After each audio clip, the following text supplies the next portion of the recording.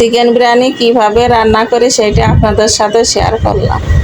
কাজু বাদাম, কিশমিশ, পেঁয়াজ, আদা, রসুন, শুকনো মরিচ আর কাঁচা মরিচ কয়েকটা মিক্স করে নেব।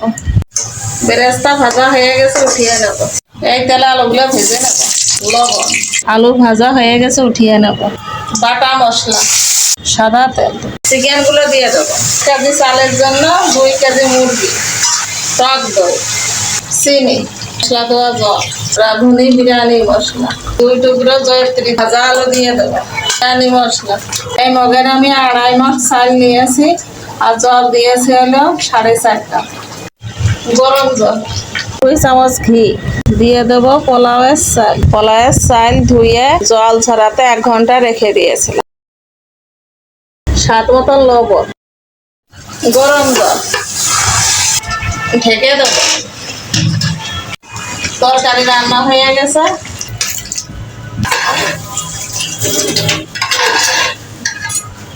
কেওড়া গোলাপ জলের সাথে কালার ফুড আর দুধ দিয়ে মিশিয়ে নিয়েছি।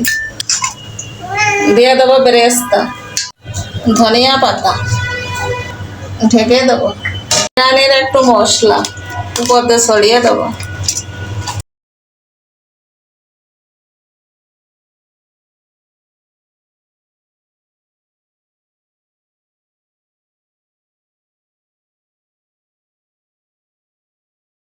চিকেন বিরিয়ানি রান্নাটা আসলে খুবই ভালো হয়েছে। বাসায় আপনারা বানিয়ে খাবেন, কেমন হয়েছে কমেন্টের মাধ্যমে জানাবেন।